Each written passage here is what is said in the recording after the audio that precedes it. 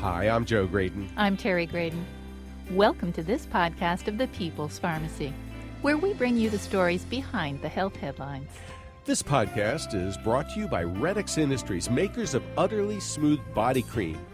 800-345-7339, on the web at uttercream.com.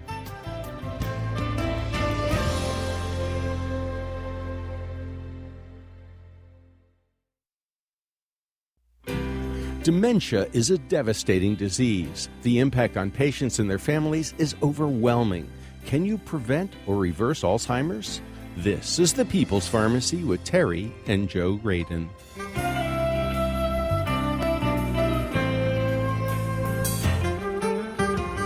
The CDC states that 5.4 million Americans currently suffer from Alzheimer disease.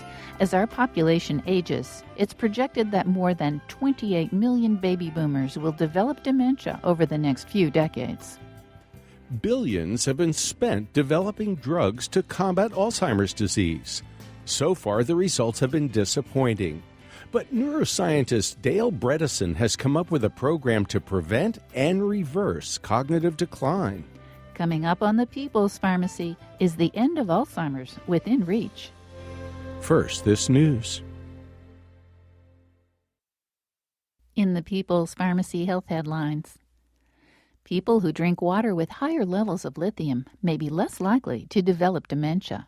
That's the conclusion from a large epidemiological study from Denmark. 73,731 patients with dementia were compared to 733,653 people without dementia. The subjects ranged in age from 75 to 85 years of age.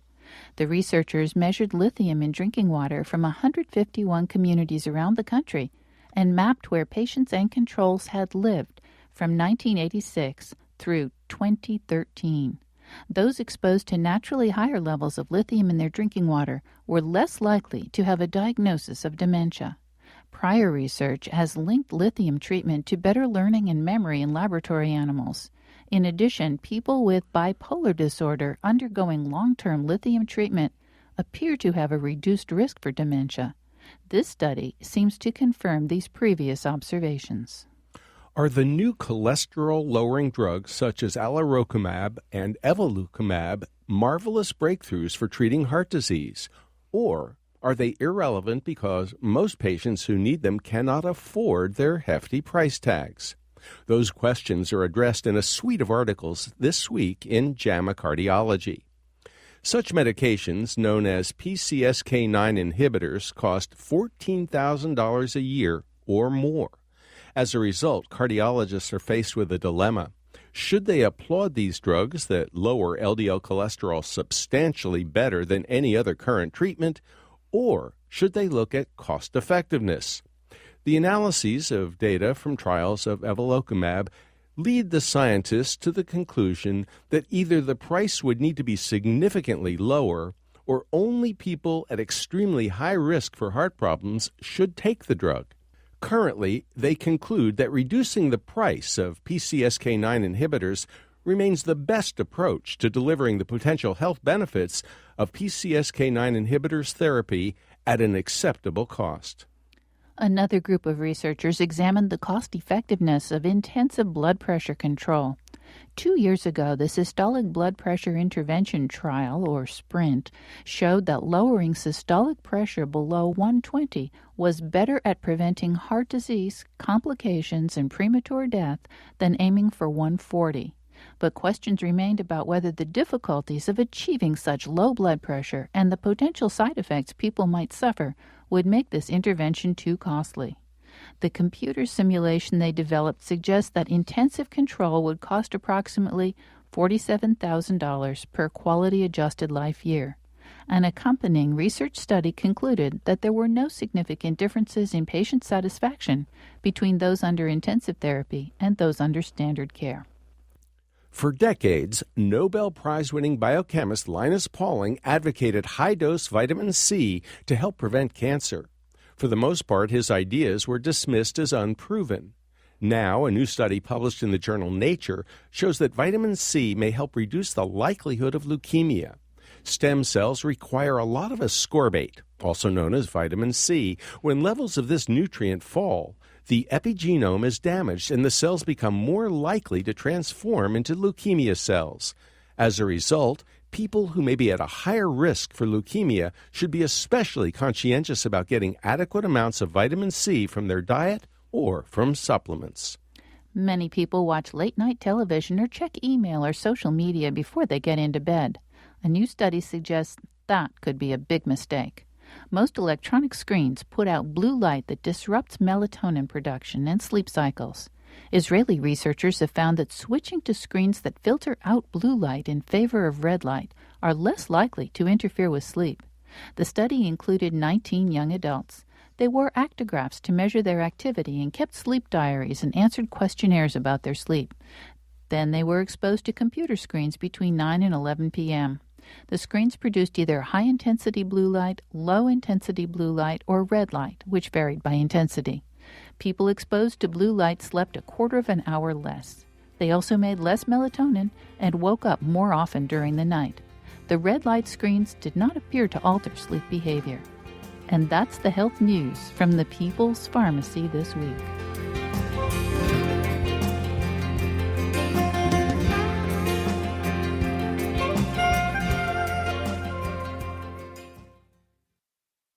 Welcome to the People's Pharmacy. I'm Terry Graydon. And I'm Joe Graydon. An estimated 5 million Americans suffer from Alzheimer's disease. The CDC describes this form of dementia as an irreversible, progressive brain disease. Until now, the causes of Alzheimer's have seemed baffling. Billions of dollars have been spent trying to unlock the secrets of cognitive decline and come up with treatments that would delay or stop the progression of the disease. Our guest today is an internationally recognized expert in neurodegenerative diseases. He believes that there are at least 36 distinct factors that can contribute to the memory loss and cognitive decline we know as Alzheimer's disease. What's more, he's come up with a program that addresses these factors. Dr. Dale Bredesen is professor of neurology at the University of California, Los Angeles, and founding president and CEO of the Buck Institute for Research on Aging. Dr. Bredesen is also the co-founder of MPI Cognition and author of The End of Alzheimer's, the first program to prevent and reverse cognitive decline. We spoke with him via Skype. Welcome back to the People's Pharmacy, Dr. Dale Bredesen. Thank you very much, Terry and Joe.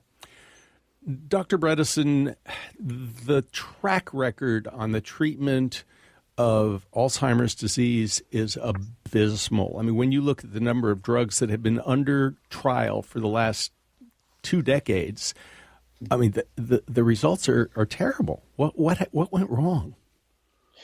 Well, I think a number of things went wrong. To begin with, there is a fundamental misunderstanding about what this disease represents. So we have been going after what is, as you know, a very complex chronic illness with monotherapeutics, with single agents. And if you actually look at the contributors, there are dozens and dozens and dozens of contributors to cognitive decline. So I think that's part of it. And then the other part is critical, which is that we have discovered that if you look at this disease, what we call Alzheimer's disease is really a protective response to 3 different fundamental different types of insults. So the idea of trying to remove the protective response really doesn't make a lot of biological sense. I hope you'll explain that a bit more. A protective response, does that mean beta amyloid is trying to protect us? Yes. So as a number of groups have shown, and actually in particular, Dr. Robert Moir and Dr. Rudy Tanzi at Harvard have published some very exciting information in the last few years showing that amyloid beta is antimicrobial. And in fact, antimicrobial for a number of different types of microbes. So if you activate inflammatory pathways through infection or through sterile means, things like eating trans fats or lots of simple carbohydrates and things like that, in fact, you change this balance that we described a number of years ago, where you're looking at the synaptoblastic versus synaptoclastic balance. Literally, you're changing the signaling that is coming from the precursor to the amyloid, which is called APP, amyloid precursor protein. This is a molecular switch. And when it receives essentially 3 different types of insults, it goes into this protective signaling. Type 1 is the inflammation or infection. Type 2 is from trophic withdrawal. So, for example, if you withdraw your nerve growth factor, brain-derived neurotrophic factor, estradiol, pregnenolone, progesterone, testosterone, vitamin D, you can go down the list. There are dozens of these things that are supportive to your synapses. If you withdraw them, then in fact you have a programmatic downsizing that is mediated by this same amyloid and mediated by APP signaling. So that's what we call type 2.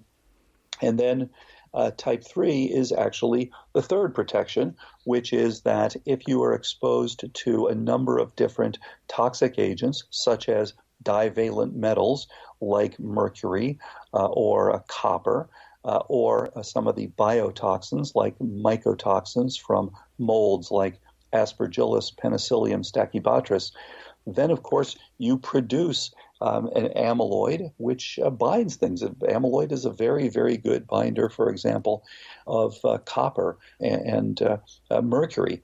And Dr. Ashley Bush has been working on the interaction of these metals with amyloid for many, many years. So surprise is that this is backwards from what everyone has been thinking. This is a protective response. And so we need to remove the cause of what is causing you to make this response, as opposed to just removing the response. So, billions of dollars have been spent over the last 10, 15 years on getting rid of amyloid and amyloid plaque. And yes, drug companies have invested heavily, and so has the federal government, in trying to, they've seen this on autopsy. Oh, yeah, people with Alzheimer's disease, they have amyloid plaque in their brains. Let's get rid of it. Let's create antibodies. Let's do the cleanup, and then everything will be fine, except virtually all of that research has turned out to be counterproductive, is what you're basically suggesting, is that amyloid actually is doing something positive. Yes. So imagine that you have one assassin and you have 100 police trying to track down the assassin, trying to get rid of the assassin. So you look at the scene, you don't see the assassin. You see the 100 police.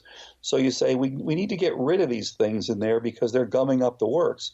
So you start knocking off and taking away the police, but you're missing the assassin. You need to identify the assassin. And in Alzheimer's disease, there are a number of these, and you need to then remove that. Now, to be fair, once you remove the assassin, once you remove the insults, then it's actually a fine idea to remove the police, to remove the amyloid. And, no surprise, the police, when they're shooting, certainly can, unfortunately, take out some people who are not the assassins.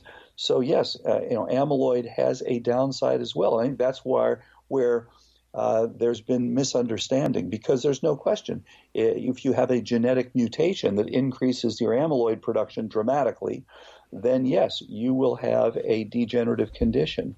But that's not what's driving this in the vast majority of people. The mutations that increase amyloid, for example, the mutations in APP, are rare.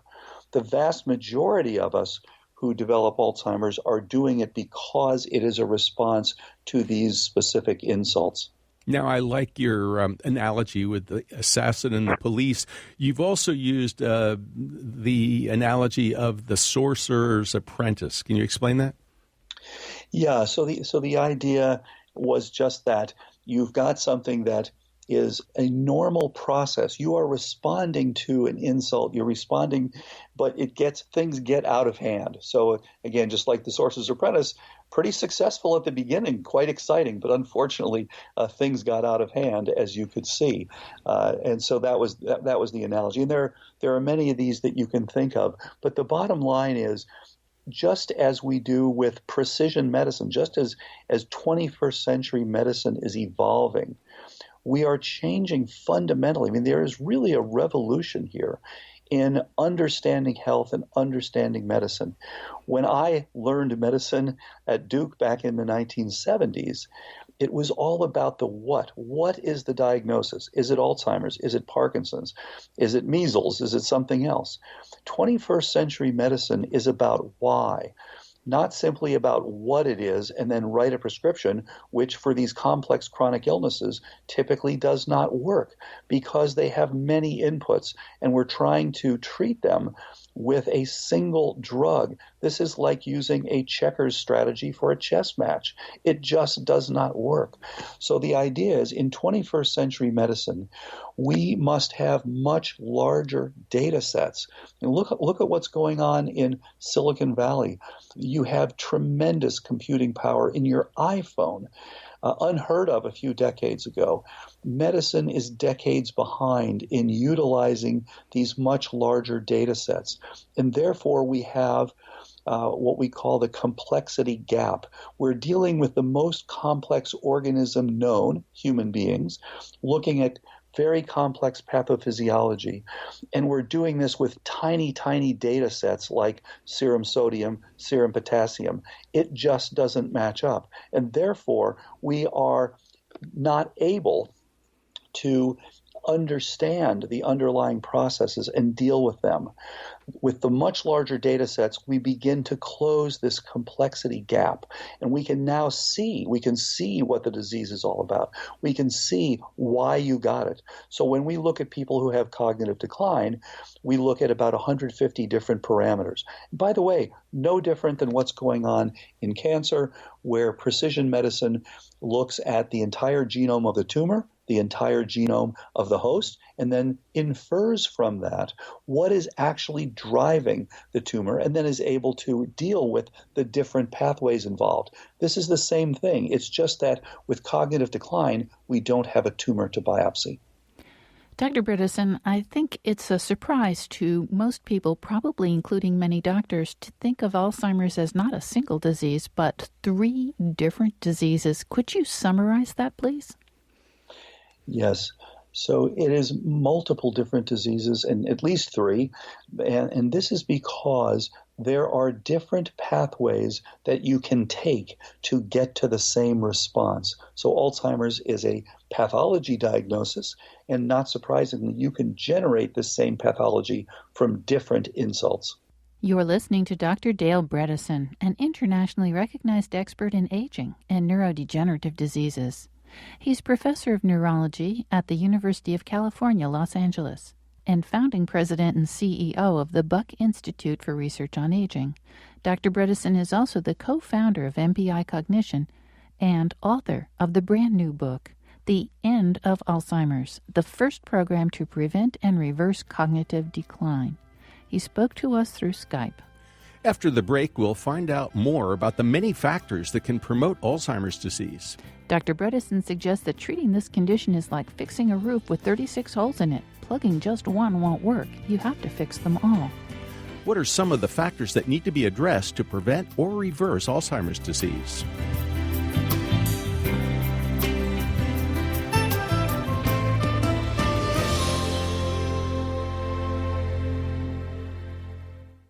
You're listening to The People's Pharmacy with Joe and Terry Graydon. If you value the health information you get when you listen to The People's Pharmacy, consider subscribing to our email newsletter. You'll get the latest health news and information on upcoming podcasts delivered to your inbox twice a week. Look for the link at peoplespharmacy.com.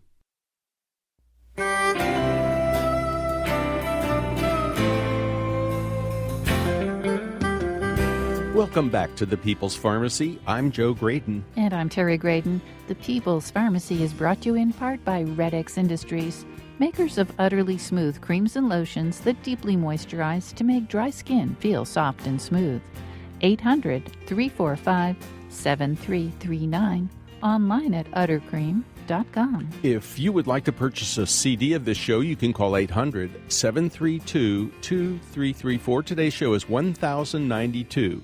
That number again, 800-732-2334, or visit our website, peoplespharmacy.com. You can also download the podcast from iTunes.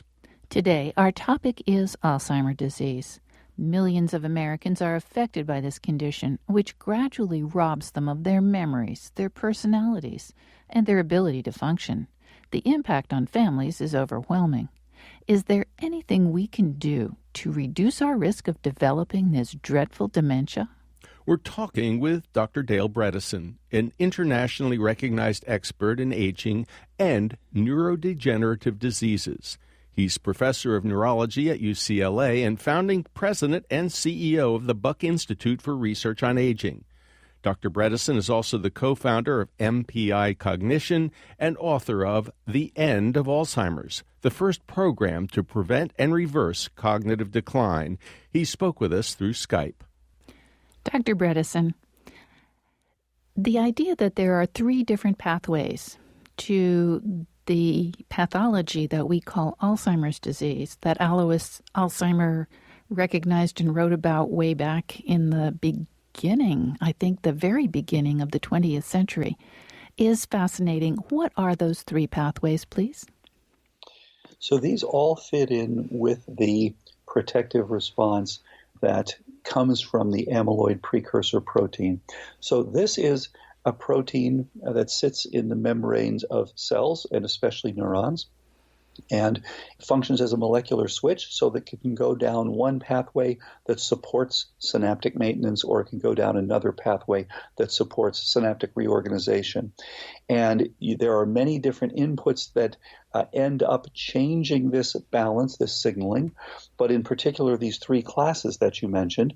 So one is if there is activation of inflammation, either through infections or through sterile inflammation, then, in fact, things like, for example, NF-kappa B, which is a response to inflammation, this will activate specific molecules that will cleave the APP and drive it down the pathway that is the pro-amyloid pathway. And by the way, this also brings in the phenomenon of prions, because as you go down one side or another in the signaling from APP, it actually enhances this. It's the opposite of what they taught us about in medical school. It's anti-homeostatic signaling, and we can talk about the specifics of that if you like. But the bottom line is it's a little bit like a snowball rolling downhill. So that's what leads to what we call type 1 Alzheimer's disease, or inflammatory Alzheimer's disease, or hot Alzheimer's disease. And by the way, thousands of years ago, the Ayurvedic physicians recognized this same thing, and they called this a dementia, but that is pitta. So pitta is hot. Then type 2 is what had been called vata. So type 2 is atrophic. So you can also drive the signaling in the same direction by withdrawing trophic support, such as nerve growth factor or brain-derived neurotrophic factor, or many other things, and of course, including things like insulin. So when you develop insulin resistance, you develop a decrease in the response, the trophic response to the insulin, and that is type 2. And then type 3 is when you have a response that is related to a binding of a toxin. So specific toxins will engender the formation of the amyloid again. Now, there are other things that can contribute to this. For example, trauma, but trauma pretty much goes down the type 2 pathway. You're losing a trophic support. And things like vascular decrease, again, mostly down the type 2. So there are many different insults, but they group into these three classes, and therefore three different ways. And I should say many of the patients that come through have a combination. So we've developed a computer-based algorithm that'll tell us what percentage of type 1, what percentage of type 2, what percentage of type 3. Now, Dr. Bredesen, I have to tell you that conventional medicine has a hard time with your approach because we like a single cause. And you've described in a prior interview with us a couple of years ago a roof with multiple holes in it, maybe as many as 3 dozen. And in a rainstorm, all of those holes are going to leak, and you're going to have a flood in your house. And at the end of the day, you're just going to see the water on the floor, and you're going to try and figure out what's wrong, and you're going to mop up the water, not recognizing that there are so many contributing factors. Medicine gets very uncomfortable, and you've had some complications trying to do studies where an institutional review board wants one single cause and one single treatment. How are you proceeding in this quest? Yeah, isn't this interesting? Because this is traditional and historical, but we laugh at it. If you think, if I told you, if your iPhone stops working, you just shake it a little because there can only be one cause to stop your iPhone from working, you would laugh at me, and you would say, you're a bit too simplistic here. So, there can be many, many different reasons for your iPhone to stop working, and you may have to look at many, many different things to determine what is actually causing your iPhone to stop working. When you have cognitive decline, similarly, we initially identified 36, which again, from a computational standpoint, is an extremely small number. But we're all slaves to Occam's razor, and we'd like to have some, one simple thing. Well, it does turn out that there's a relatively, few dozen things, that's not too large of a number, that will contribute to cognitive decline that we know about. Probably it's going to turn out to be fewer than 100, but we initially identified 36, just as you said. And these are things like various things that can induce this inflammatory response that includes amyloid, various things that induce toxic responses and things like that. So you're absolutely right. We're looking at a system that functions as a network with a specific balance and performance. If you want to change the large network that supports your company, for example, you're not going to just change one janitor or one person, any employee in the company. You're going to look for critical linchpins, and you're going to change multiple of these to get a change in network performance. I mean, as a simple example, the Golden State Warriors just recently won the championship. About 10 years ago, they were a very poor team, chronically finishing near the bottom. They started to change personnel, and they had to change many different linchpins. They got the appropriate draft choices, they got the appropriate administrators, and ultimately they were able to attract Kevin Durant into their fold. And you can see that they did tremendous things and won the championship. This is the same sort of story. You need to identify, and we have the capability now to do that, the many different factors that are contributing to this very complex synaptic network that you need to have operational to keep you thinking and memorizing and doing all the things that are appropriate for your cognition. Dr. Bredesen, if there are close to 100 of these things, we certainly don't have time to talk about all of them. But can we talk about a few of the signals or markers that would tell someone there's a problem here and here is how you need to fix it? Yes, absolutely. So let's talk about the various contributors. So one of the things that's been surprising and that hadn't been recognized even a decade ago is that specific chronic pathogens are turning out to be very, very important in Alzheimer's disease. And we've been surprised to find that these are turning out to be present in actually the majority of cases. And I published a paper in 2016 suggesting that about 15 to 20% of people had exposure to specific biotoxins. And those are the kind of pure cases, but it's turning out that many more people have part of their overall contribution to cognitive decline coming from those. So there are specific chronic pathogens, such as specific molds, surprisingly. Borrelia, so Lyme disease, causes a chronic inflammation that includes the production of amyloid. Herpes simplex has been pointed out by a number of groups. If you think about it, a number of these things are actually around your face. So things on the lips, herpes, inside the mouth, P. gingivalis, which is a bacterium, and commonly found in the brains of patients with Alzheimer's disease. Various molds present in your sinuses that can actually find their way into your brain. Interestingly, what's coming up is the suggestion that there may, in fact, actually be a normal brain microbiome that is altered. I have to say this was anathema to anyone studying medicine years ago. I was always taught that, of course, the brain should be sterile and there should not be any organisms there. So whether it's going to turn out that, in fact, there shouldn't be and having organisms there is part of Alzheimer's, or that it's more like the gut and there will be normal organisms, but there's a change in these organisms, that remains to be determined. And there are groups actively working on the microbiome. But whatever it is, there are clearly contributions from organisms, and these have been described in brain specimens from people with Alzheimer's disease, not present in controls. Then diet turns out to play a huge role in this, and certainly everyone's aware of the relationship between type 2 diabetes and Alzheimer's disease. And so if you simply start to increase your fasting blood sugar, that contributes to the production of amyloid production associated with insulin resistance. In fact, we've named a specific subtype, type 1.5, which is associated with insulin resistance, because you get both the inflammation from the sugar and the advanced glycation end products that is characteristic of type 1 Alzheimer's disease, and you get the trophic loss due to the insulin resistance that is characteristic of type 2 Alzheimer's. So you have this combination. It's very common, and so we call that type 1.5.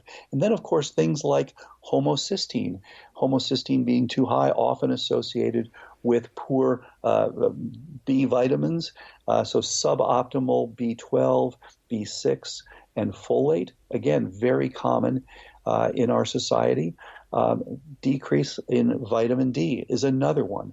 And we can go on and on. So there are many contributors, and typically one of these isn't the complete cause, but rather this is a system that looks at a combination of things. As you mentioned, the 36 holes in the roof that we described previously, these are all potential contributors. Therefore, when you develop the optimal treatment, it must be programmatic rather than monotherapeutic. In other words, you're looking at all of the holes rather than just one single hole. You mentioned something very controversial in your book, and that's low cholesterol. And I know a number of cardiologists who basically say you can't have too low a golf score or too low a cholesterol, but your research and others suggest maybe that's not the case. That's correct. Of course, cholesterol is a normal molecule. It is very important for membrane production. So this idea that you can't have too low a cholesterol is beginning to fall out of favor. For example, it's very clear, as you said, from a number of groups research, that in fact total cholesterol below about 160 is associated with brain atrophy. So the issue here is simply, again, that we've grouped too many things together. Cholesterol itself is very helpful for membranes. The damaging part is, for example, the small dense LDL, the oxidized LDL. So what you really want to know, as I mentioned in the book, is your oxidized LDL. You can also look at LDL particle number, LDLP, or you can look at small dense LDL. However you choose to do it, that's the thing you want to know. Total cholesterol, actually, as long as you don't have those damaging ones, is actually a good thing. So you don't want to get it too low. That's correct. Hormones are important as well. And you talk about thyroid, estrogen, testosterone, cortisol, DHEA.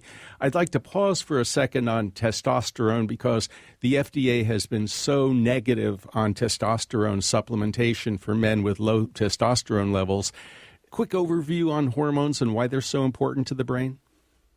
Yes, very good point. So part of what your amyloid precursor protein does, it is actually a sensor looking at many different inputs. So it is integrating, it is summing these different inputs that support your synapses. And all the things you mentioned are included there. Here's a simple example. If you look at estradiol, estradiol induces the production of the alpha secretase, which cleaves the APP at the alpha site and produces the two fragments, SAPP alpha and alpha CTF, that are both supportive of neurite outgrowth and synaptic maintenance. So there's a direct connection between estradiol and the APP, the signaling that is the non-Alzheimer's, the anti-Alzheimer's signaling. Similarly, people who are in the lowest quintile of testosterone are at increased risk for cognitive decline. Similarly, people who've had an early oophorectomy, who have had their ovaries removed at the age of 40 or below and have not had optimal hormone replacement therapy, as shown by the Mayo Clinic group, actually are at increased risk for Alzheimer's disease, about a doubling of the risk for Alzheimer's disease. So all of these things are critical. And yes, thyroid is critical. Other hormones, DHEA, pregnenolone, progesterone, these are all critical. And in fact, APP, one of its jobs, as I mentioned, is this balance, is looking at the summation of the inputs from the trophic response. And if those inputs are decreased, it moves toward the size of downsizing. Now, someone asked me, why would your brain actually have a downsizing program? So let me ask you, if you had your choice and someone said to you, you can either wake up tomorrow morning and forget how to drive or how to speak or how to calculate or how to do your job, or you can forget the Friends rerun that plays tonight, which would you choose? Of course, you would want to choose the downsizing of initially the memory. So in other words, you can do tremendous amounts with what you've learned to date. This is very much like a company saying that if we're now starting to edge onto the red side of the ledger, the first thing we're going to do is not hire new people. So that is the canary in the mine. You're listening to Dr. Dale Bredesen, an internationally recognized expert in aging and neurodegenerative diseases. He's professor of neurology at the University of California, Los Angeles. He's also founding president and CEO of the Buck Institute for Research on Aging. Dr. Bredesen is also the co-founder of MPI Cognition and author of The End of Alzheimer's, the first program to prevent and reverse cognitive decline. He spoke with us via Skype. After the break, we'll discuss the possibilities of personalized medicine. We'll hear about one skeptical doctor who tried Dr. Bredesen's protocol for treating Alzheimer's disease. Why should we know which ApoE gene we carry? Now, there might actually be something we can do about it, even if the genetic markers are scary.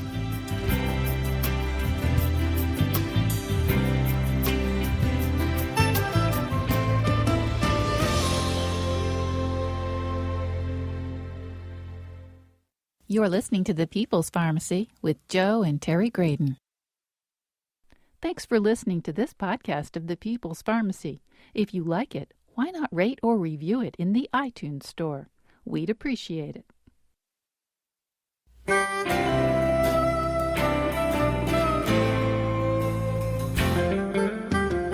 Welcome back to The People's Pharmacy. I'm Terry Graydon. And I'm Joe Graydon. The People's Pharmacy is brought to you in part by Red X Industries, makers of Utterly Smooth Foot Cream with shea butter, helping dry, cracked feet feel utterly soft and smooth. 800-345-7339, online at uttercream.com. If you'd like to purchase a CD of today's show or any other People's Pharmacy broadcast, you can call 800-732-2334. Today's show is number 1092. That number again, 800-732-2334. Or you can find it online at peoplespharmacy.com. You can also download the free podcast from iTunes or from our web store. We invite you to consider writing a review.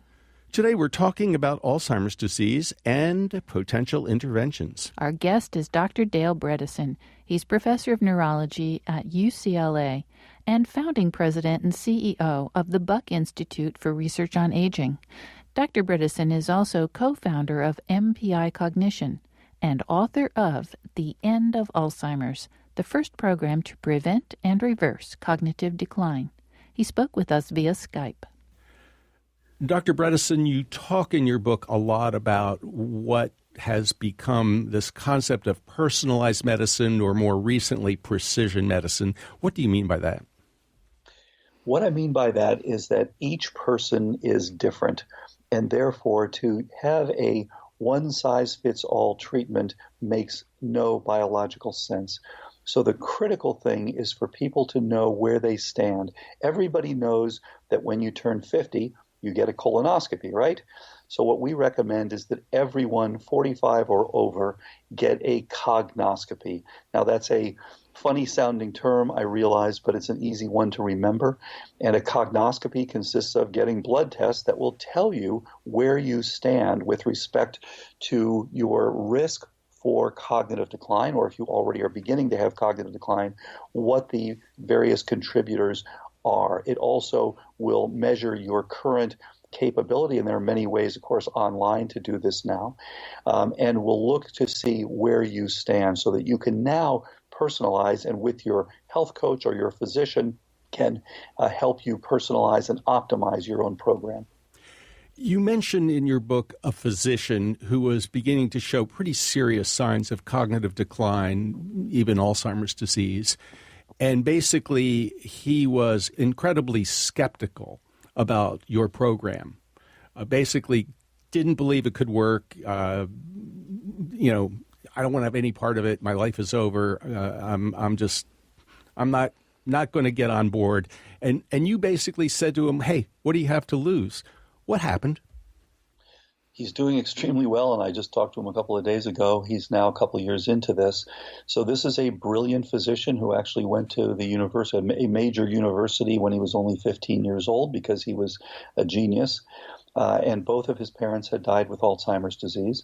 And when he was in his 60s, he began to have similar symptoms and had very well documented Alzheimer's, amyloid positive PET scan, ApoE4 positive, FDG PET positive, so very clearly. And he was in relatively early stages, but still struggling, having to leave his practice, doing very poorly, forgetting things, and actually called me because he knew that we were working in research, and said, "If you ever come up with anything, would you let me know?" And I said, "Well, we haven't published the first paper yet, but we've had a number of people, and why don't you come by and let's at least talk about this?"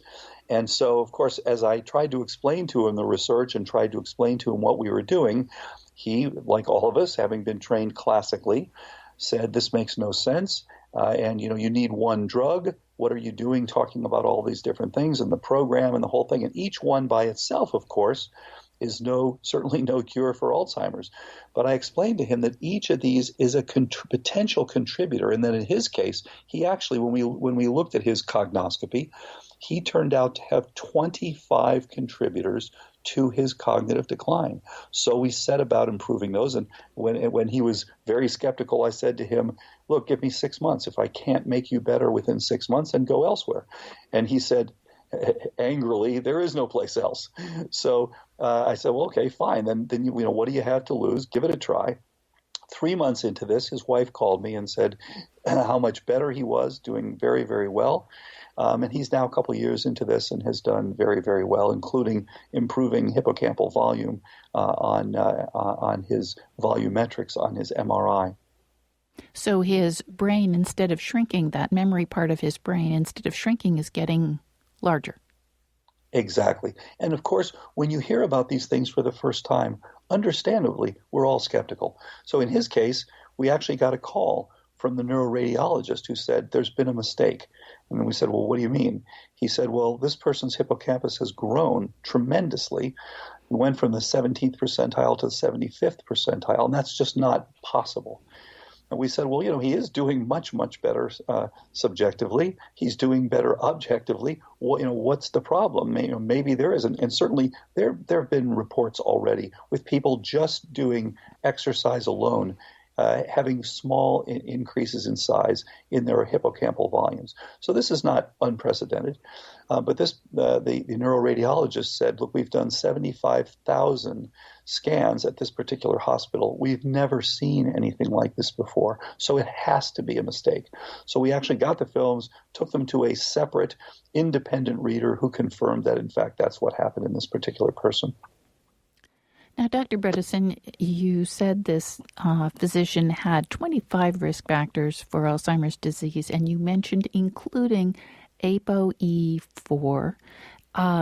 ApoE is a genetic susceptibility. Can you explain it a little bit and tell us why we should know what our ApoE status is? What changes? What do we do differently if we know that? Right.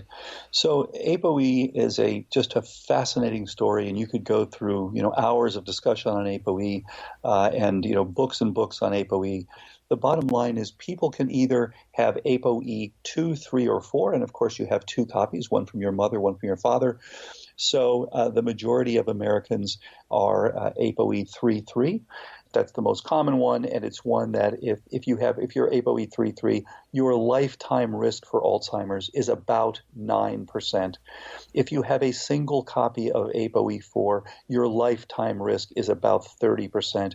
And if you have two copies, if you're homozygous, your lifetime risk is over 50% and maybe as high as 90%, depending on other genetics and lifestyle things and things like that. So it's a huge determinant, a very important determinant.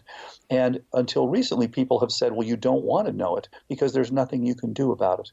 Well, there's actually a tremendous amount you can do about it. In fact, there's a wonderful website, apoe4.info, and I mentioned this in the book. And the woman who founded this, Julie Gregory, who's done a beautiful job. And it is a risk factor for cardiovascular disease, for inflammation, for decreasing your longevity, in other words, for shortgevity, and the most important genetic risk factor for Alzheimer's disease because it is so common. 75 million Americans have a single copy of ApoE4, 99+% don't know it. 7 million Americans have two copies. If you are found to have this, then you want to get involved early with a prevention program. Well, I'm sure that exercise is critical, sleep is critical, supplements are critical, and hopefully we'll find a little time to talk about some of those supplements. But first, I would like to talk about some of the cases because listeners and physicians, doctors like to call them case reports, respond best to stories. I mean, even though it's not scientific, I'd like you to tell us a little bit about Kristen, patient 0, and then Eleanor, another patient who was quite fascinating to us. Yes. So we've had several hundred people come through now, and we've published the first 19 in a couple of peer-reviewed publications. But Kristen was patient 0, and so she approached me actually in 2012. She was someone whose mother had passed away from Alzheimer's disease and was starting to have similar symptoms herself, and tried to ignore them at first. She was getting lost on the freeway, wasn't sure where to get on, where to get off, was having trouble, as so many people do, with doing her job, so that she looks at large data sets herself and prepares reports. She was unable to prepare her reports. When she would read, she'd get to the bottom of the page, she'd have to go back to the top again. So really struggling dramatically. And went to her physician, who said, yes, you have the same thing that your mother did, and there's nothing I can do for you. He wrote in the chart memory problems, and therefore she was unable to get long-term care insurance, something that, again, happens to many, many people. So she decided that she was going to commit suicide. She called her friend, who happened to be in the Bay Area. This is Kristen does not live anywhere close to the Bay Area, but her friend said, look, I've heard that there's something going on at the Buck Institute for Research on Aging. Now, of course, this is a fundamental research institute, so we were working with things like transgenic mice. And so I got a call would I talk to this woman? I said, well, look, I haven't seen patients in 20 years. I'm a researcher. I'm happy to tell her what we're doing with our mice. So we went through we spent 2.5 hours going through the entire history, the research, the various things that we had found, how this whole system works. And I said to her, look, I don't see patients, but you're welcome to take this whole system back to your physician and talk about it with your physician.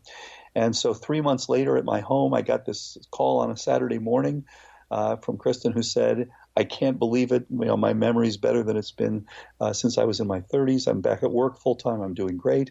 She actually had a retinal scan, retinal imaging, that showed that she had amyloid in her retina. So she had a family history of dementia. She had amyloid. So, by definition, Alzheimer's disease. And she was relatively early on, but, getting lost on the freeway, unable to do her job. And these were significant changes in her life. She is now 5 years into the program, still working full time. She's gone off the program 4 different times for different reasons, things like running out of things or traveling or getting a viral infection. Each time within 10 days, she's started to decline again, and then she's gone back on and done very, very well. Also, Eleanor is a wonderful woman, an attorney whose father developed severe Alzheimer's disease, and she began to have similar symptoms very young. She turned out to be ApoE4 positive, and she actually started to notice changes in her 40s, so relatively young. So she ended up going to a major university dementia center where they tested her and showed that she was already in early cognitive decline, was doing poorly on some of the tests. She then went on our program in February of 2015, did very, very well over the summer, went back to where she was tested in November, and they showed that her tests were normal. And they said to her, what have you been doing? Your test is now normal.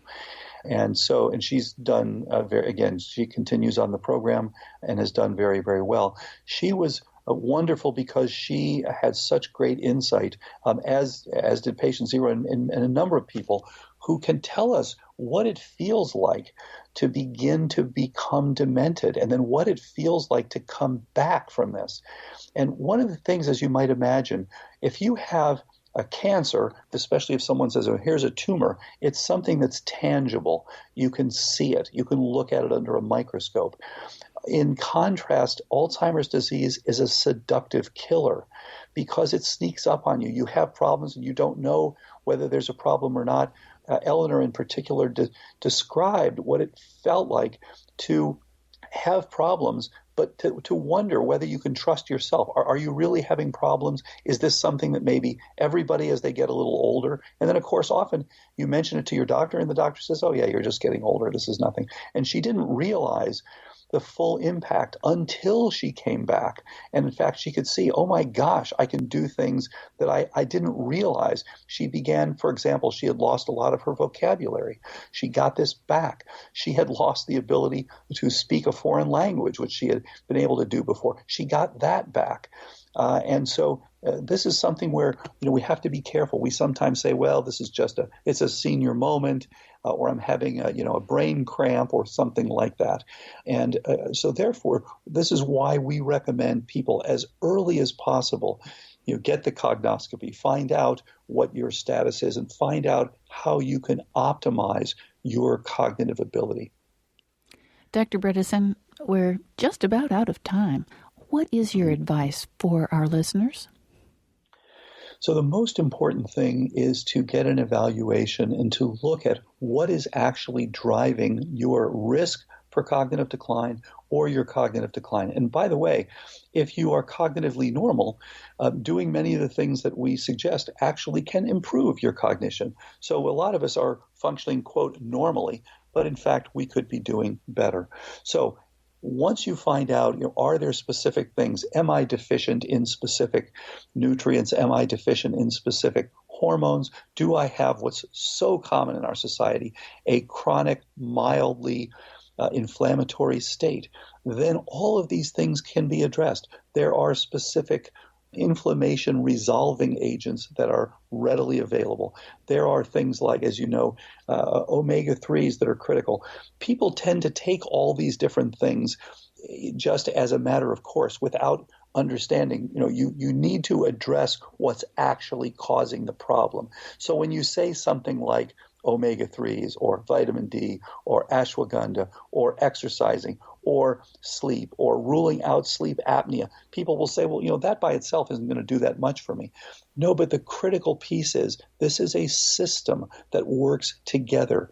You are optimizing network function, and that does include specific herbs like Bacopa monnieri, for example. It does include optimizing your vitamin D level, your testosterone level, your estradiol, your pregnenolone, progesterone. These things are all critical. It does include addressing your HSCRP. If your CRP, your C-reactive protein that shows that you have a pro-inflammatory state, is above 1, this should be addressed. And you need to discover then what is going on. Why do you have this problem? Many people are turning out to live in homes that have mycotoxin levels that are inappropriately high, and these need to be identified and addressed. All of these things are potential contributors to the cognitive decline that we ultimately call Alzheimer's disease. Dr. Dale Bredesen, thank you so much for talking with us on the People's Pharmacy today. Thanks very much, Terry and Joe.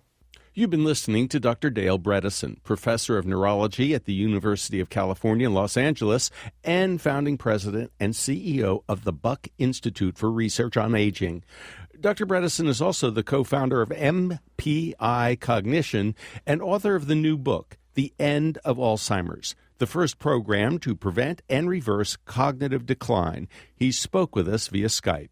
Lynn Siegel produced today's show. Al Wlodarski is the engineer. Dave Graydon edits our interviews. The People's Pharmacy is produced at the studios of North Carolina Public Radio, WUNC. The People's Pharmacy theme music is by B.J. Liederman. To buy a CD of today's show or any other People's Pharmacy broadcast, you can call 800-732-2334. Today's show is 1092. That number again, 800-732-2334. Or on the website peoplespharmacy.com. We're also offering Dr. Bredesen's book together with a CD of today's show. Our conversation with Dr. Bredesen didn't all fit in today's show. If you'd like to listen to the full interview with all the details on dietary supplements and other interventions, you'll find it at peoplespharmacy.com. And when you visit the site, you can share your thoughts on today's show. At our website, you can also sign up for our free online newsletter or the free podcast of the show.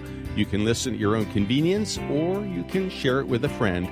We'd certainly appreciate your rating our podcast at iTunes, Google Play, or wherever you subscribe. In Durham, North Carolina, I'm Joe Graydon. And I'm Terry Graydon. Thanks for listening. Please join us again next week.